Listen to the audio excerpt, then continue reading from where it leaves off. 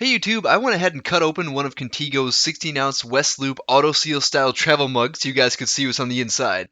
These mugs work very well because they're vacuum sealed, which was confirmed to me when I began cutting it open and I heard a hissing sound all of a sudden, which I realized was air from the room rushing into the cavity. That was pretty cool. One of the next things I noticed as I continued cutting was that this bottom cap is not continuous with the rest of the body as I expected, but rather it's a separate piece. It popped off before I was even halfway through cutting, which brought to my attention the fact that it's just held in place mechanically by the folds of the material rather than with a weld or adhesive. Now I feel like I have to talk about this odd corrosion here in the middle. I'm not sure what it is, but it's a whitish color, and there was even more of it when I first cut the mug open than there is now. It doesn't appear to be hurting anything, but it's definitely not attractive, which is a good reason to keep it covered, I suppose. Something that's also pretty oddball is the presence of this little metal mesh screen material that's stuck to the inside of the outer wall here in the bottom. There's another little piece about the same size as the other half of this mug, but I have no idea why it's here or what its purpose might serve.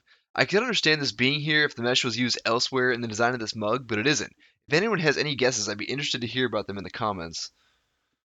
As far as the walls of this mug are concerned, I wondered if I was going to find that the outer wall was thicker than the inside, just to make sure it's more protected from getting banged up, but everything appears to measure around 15 thousandths or so I think it's safe to assume that this whole thing is made from the same thickness stock material, which does make a whole lot more sense from a manufacturing standpoint, I will admit.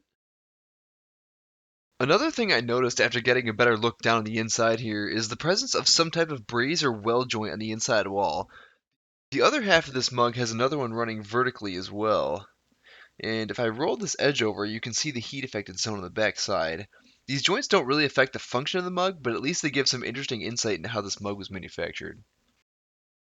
Lastly, I want to give just a bit of a close-up on the folds in the sheet metal so you can see it a little better. It looks like the top edge just rolls over and that the inside and outside are actually made from one piece in this area.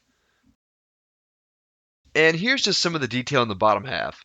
Pretty interesting to look at, but there's not much else to talk about. Overall, I'd say there are a few opportunities for improvement from a manufacturing standpoint, but they aren't the kind of things that would impact performance, which in my personal experience has always been excellent. I definitely recommend these mugs, and thanks for watching.